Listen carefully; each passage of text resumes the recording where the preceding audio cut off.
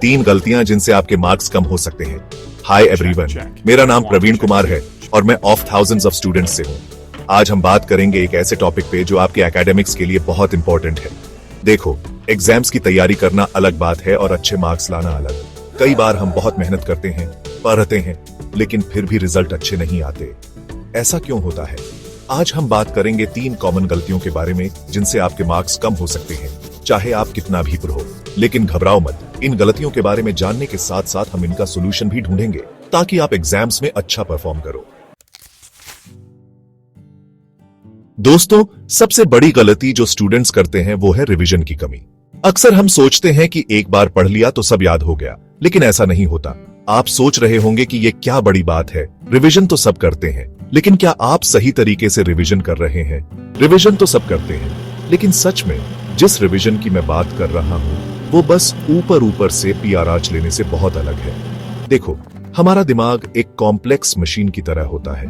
जो चीजें हम पारचते हैं, अगर उन्हें बार बार रिवाइज नहीं किया जाए तो वो भूल जाते हैं। देखो, हमारा दिमाग एक कॉम्प्लेक्स मशीन की तरह होता है। जो चीजें हम पढ़ते हैं, अगर उन्हें बार बार रिवाइज नहीं किया जाए तो वो भूल जाते हैं। इसलिए रिवीजन का सही तरीका अपनाना बहुत जरूरी है। इसीलिए जरूरी है कि हम रेगुलरली रिवीजन करें। तो रिवीजन कैसे करें? सबसे पहले तो रिवीजन को अपने डेली रूटीन में डाल लो। ऐसा मत सोचो कि एग्जाम के एक हफ्ते पहले रिवीजन कर लेंगे। हर दिन जो भी पढ़ो उसे अगले दिन जरूर रिवाइज करो। इससे आपकी कॉन्सेप्ट्स और भी क्लियर हो जाएंगे।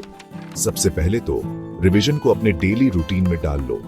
ऐसा करने से आप हर दिन थोड़ा थोड़ा करके सब कुछ रिवाइज कर पाओगे और एग्जाम के समय स्ट्रेस भी कम होगा। ऐसा मत सोचो कि एग्जाम के एक हफ्ते पहले रिवीजन कर लेंगे। हर दिन जो भी पार हो उसे अगले दिन जरूर रिवाइज करो। इससे आपकी कॉन्सेप्ट्स और भी क्लियर हो जाएंगे। हर दिन जो भी पढ़ा हो उसे अगले दिन जरूर रिवाइज करो। दूसरा, रिवीजन सिर्फ पढ़ने तक ही मत रखो। क्वेश्चन सॉल्व करना भी रिवीजन का एक इंपॉर्टेंट पार्ट है। दूसरा, रिवीजन सिर्फ पढ़ने तक ही मत रखो, क्वेश्चन सॉल्व करना भी रिवीजन का एक इंपॉर्टेंट पार्ट है। जब आप क्वेश्चन सॉल्व करते हो तो आपको पता चलता है कि आपको क्या समझ आया है और कहां और मेहनत करनी है।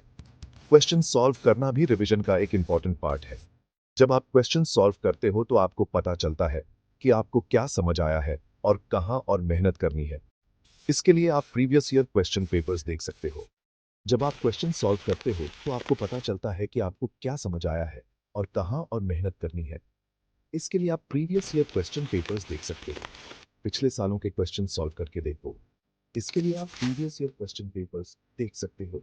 पिछले सालों के क्वेश्चन सॉल्व करके देखो। इससे आपको एग्जाम पैटर्न का भी आइडिया हो जाएगा और आपकी तैयारी और अच्छी हो जाएगी। पिछले सालों के क्वेश्चन सॉल्व करके देखो। इससे आपको एग्जाम पैटर्न का भी आइडिया हो जाएगा और आपकी तैयारी और अच्छी हो जाएगी। और हाँ, जब आप क्वेश्चन सॉल्व कर रहे हो तो सिर्फ उन क्वेश्चंस पे ध्यान मत दो जो आपसे बन गए हैं। इससे आपको एग्जाम पैटर्न का भी आइडिया हो जाएगा और आपकी तैयारी और अच्छी हो जाएगी। और हाँ, जब आप क्वेश्चन सॉल्व कर रहे हो तो सिर्फ उन क्वेश्चंस पे ध्यान मत दो जो आपसे बन गए हैं। जो क्वेश्चंस आपसे नहीं बन रहे उन पर ज्यादा ध्यान दो।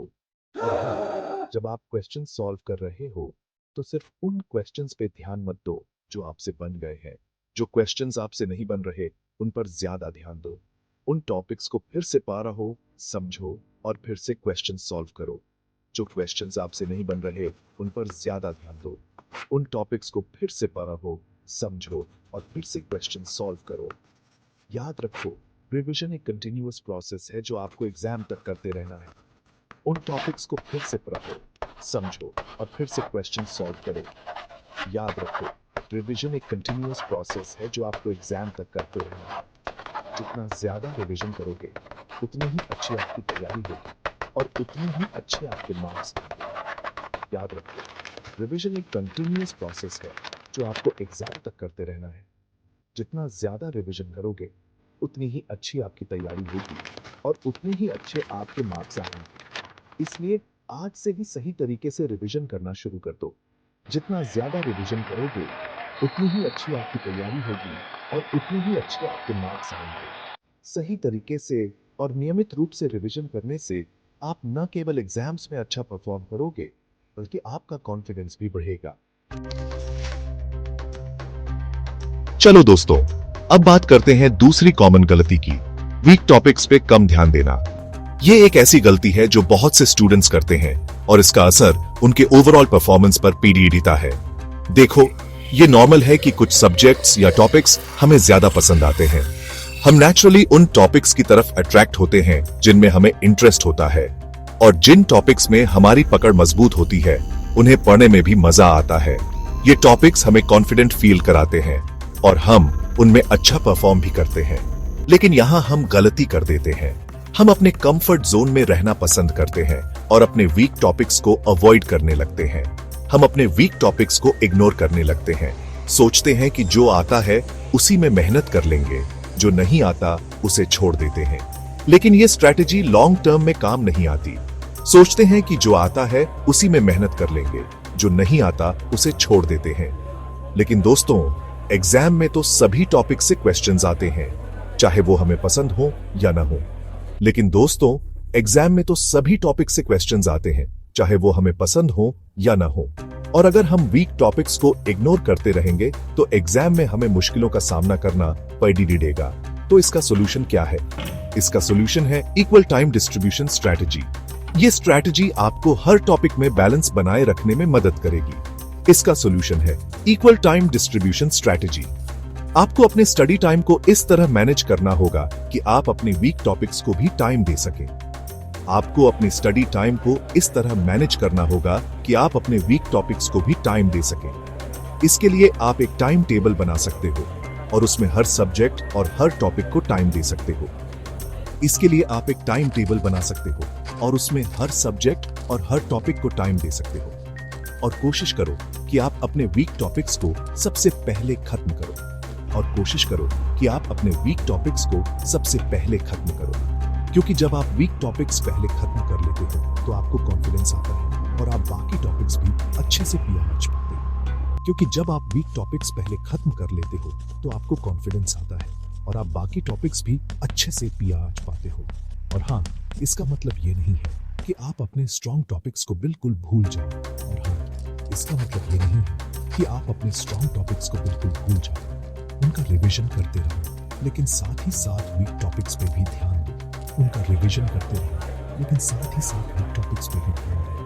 याद रखो, आपको हर सब्जेक्ट में अच्छा परफॉर्म करना है, सिर्फ अपने फेवरेट सब्जेक्ट में नहीं।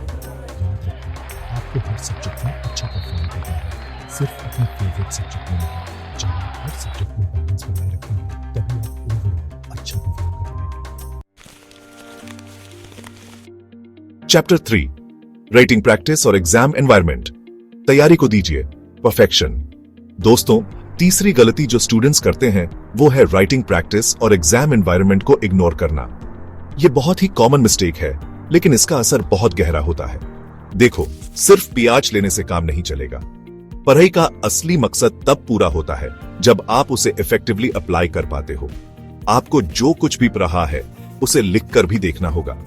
लिखने से न केवल आपकी याददाश्त मजबूत होती है, बल्कि कॉन्सेप्ट्स भी क्लियर होते हैं। क्योंकि जब आप लिखते हो तो आपकी समझ और भी अच्छी होती है और आपको अपनी गलतियां भी पता चलती हैं। ये गलतियां ही आपको सुधारने का मौका देती हैं। इसके लिए आप सैंपल पेपर सॉल्व कर सकते हो। सैंपल पेपर सॉल्व करने से आपको एग्जाम पैटर्न और क्वेश्चन टाइप्स का आइडिया मिलता है।